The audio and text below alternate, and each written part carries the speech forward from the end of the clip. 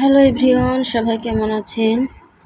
চলছে এখন আম সিজন, পাকা আমের সিজন। তো পাকা আম এগুলা হচ্ছে আম্রপালি। তো এই আমের আমি এক ধরনের জেলি করে দেখাবো, রোদের ঝামেলা ছাড়াই। রোদে দেওয়া লাগবে না। তো ভিডিওটা আপনারা স্কিপ না করে অবশ্যই শেষ পর্যন্ত দেখবেন। আশা করি কিছু না কিছু শিখতে পারবেন। তো প্রথমে আমি আমগুলাকে একটু ভালো করে ধুয়ে নেব। ধুয়ে নেওয়ার পরে চোকা ছড়িয়ে নিয়েছি, দেখতে পাচ্ছেন।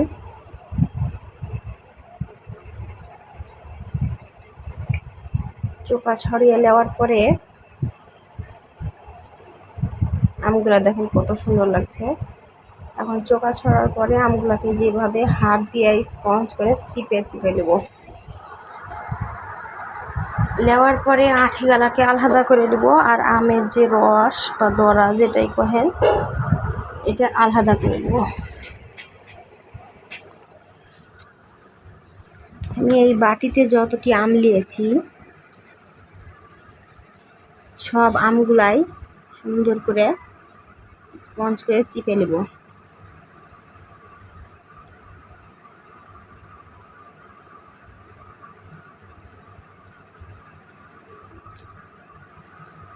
আপনারা যদি করতে চান তাহলে কিন্তু ভালো হয় সব থেকে আম্রপালি আমটাই।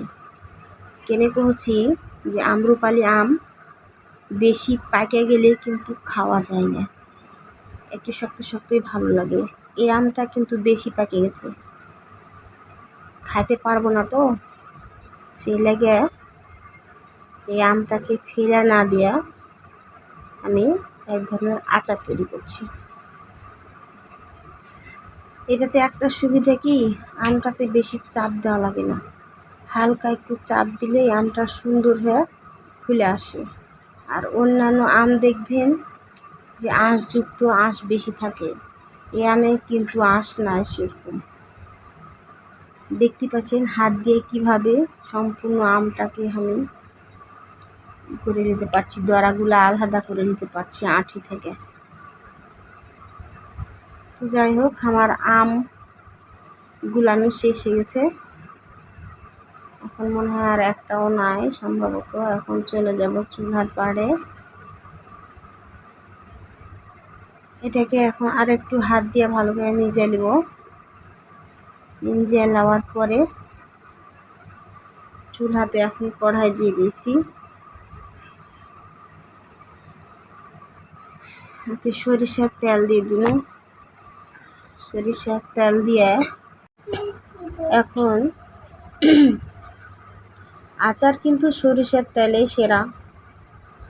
সরিষার তেলে আচার কিন্তু সবচেয়ে বেশি স্বাদ হয়। তো যাই হোক, স্মেল বের হবে, তার লাগে আমি একটা কাঠ মশলা তেজপাতা দিয়ে দিছি। এগুলো পরে তুলে নেব। এখন কিন্তু মজার খেলা।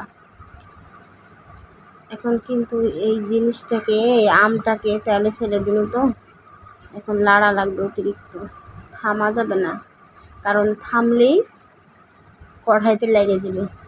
এখানে আমি স্বাদ মতন লবণ আর হচ্ছে একটু হলুদ, কালারটা আরও ভালো আসার লাগে, আর 1 চামচ 1.5 চামচ মতো হচ্ছে লঙ্কার গুঁড়া দিয়ে দিলাম। তারপরে অনবরত লাড়তে হবে। লাড়ায় লাড়ায় জিনিসটাকে, যে পানিটা আছে, রসটা আছে, সেটাকে মারে দিতে হবে। এই যে আমি তেল দিলুম, সেই তেলটা কিন্তু শেষে বাড়ি আসবে। এই যে ফুটতে লেগেছে, এই ফুটা আর ফুটবে না। এই যে বুদবুদ বড় বড় ফোঁটা ফুটছে, এইখানে পানি আছে সে লেগে। তো রসটা সম্পূর্ণ মারতে একটু সময় লাগবে। তো এটা কিন্তু কারেন্ট পুড়িয়ে না করার থেকে চুলাতে করা মেলাই ভালো, আমি যেটা মনে করি।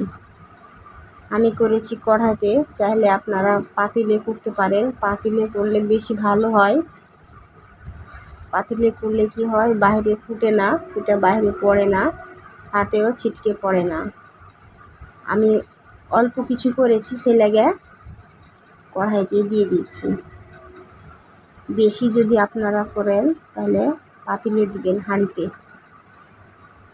দেখেন অনেকটাই কিন্তু রস মরে গেছে, আগের মতো কিন্তু বুদবুদ ফুটে না। তো এখন আমি লাড়া থামা যাবে না, লাড়তে থাকতে হবে, একটু পর পর লাড়তে থাকতে হবে। এখন তেল বার হয়ে যাবে, যখন তেল বের হয়ে যাবে তখন আমি এটাকে তুলে নেব।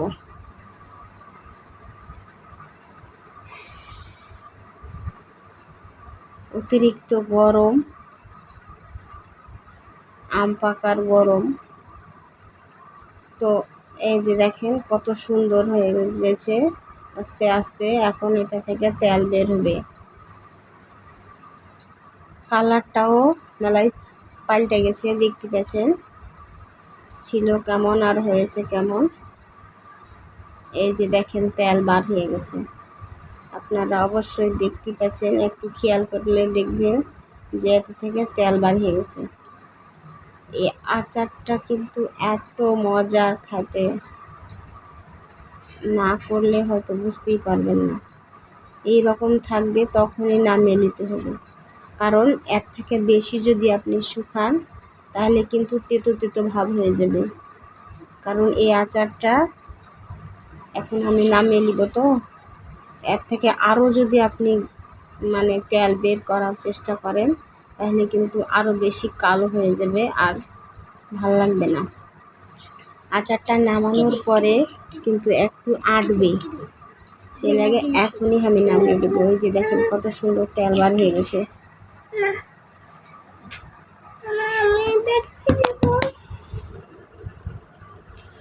তো এখন নামিয়ে নেব। নামিয়ে নেওয়ার পরে বয়মে ভরে দিয়ে দেবো। ঠান্ডা করে বয়মে ভরতে হবে, না তো কিন্তু কাঁচের বয়ম ফেটে যাবে। তো বাড়িতে এখন আম সিজন, আপনারা একবার হলেও এই আমের আচারটা বাড়িতে করবেন। কোনো ঝামেলা থাকবে না, না মিষ্টি লাগবে না কিছু লাগবে, শুধু একটু তেল লাগবে, হালকা একটু হলুদ, লবণ আর লঙ্কার গুঁড়া। বিকেলে আমরা একটু বাইরে বেড়াতে আসছি বেটা বেটিকে লিয়া ফুচকা খেতে। তো বিকাল বলতে এখন প্রায় সন্ধ্যা। তো সন্ধ্যার হাওয়া খেতে ভালো লাগে, সে লাগে এসেছি। পাশে আছে ছোটোখাটো একটা ফুচকার পাট, বাচ্চা কাচ্চা খেলে। তো বাইরে গেলে ফুচকা ছাড়া তো চলবে না, সে নিয়ে ফুচকা খাওয়াইতে লেগেছে ছেলেপিলেকে। পরিবেশটা ভালো লাগছে, হালকা মৃদু বাতাস আছে। এক প্লেট ফুচকাতে হবে না, 2 প্লেট লাগবেই। তো এখন খাওয়া দাওয়া শেষ করে একটু খেলাধুলা করে চলে যাব বাড়ি।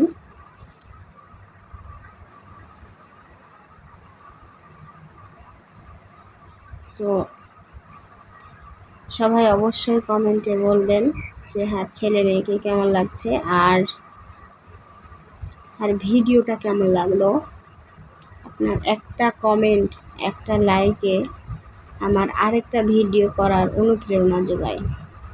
বাজারে যেতে যেতে দেখছি লটকন ফল, এটা কিন্তু খুবই ভালো লাগে আমাকে খেতে। তো ভাবলাম যে বেটা বেটিকে খাওয়াই, মেলা দিন হয়ে গেল খাইছি, আর খাওয়া হয়নি। তো বেশি কিছু নিইনি, অল্প একটু নিয়েছি। তো এই ফলে কিন্তু খুবই পুষ্টিগুণ আছে। এই ফলটা কিন্তু ভেজাল মুক্ত, খুব ভালো, হালকা আম্বল আম্বল টক টক, খুব স্বাদ লাগে হাতে। আপনারা অবশ্যই কিনে খাবেন পুষ্টির জন্যে। এভাবে ফাটিয়ে 3টা বা 4টা ফল থাকে ভিতরে, ফলটা চুষে খেতে হয়, বিচিগুলো ফেলে দিতে হয়। তো সবাই ভালো থাকবেন, আজকে এই পর্যন্তই, ফের পরবর্তী ভিডিওতে দেখা হবে। আল্লাহ হাফেজ।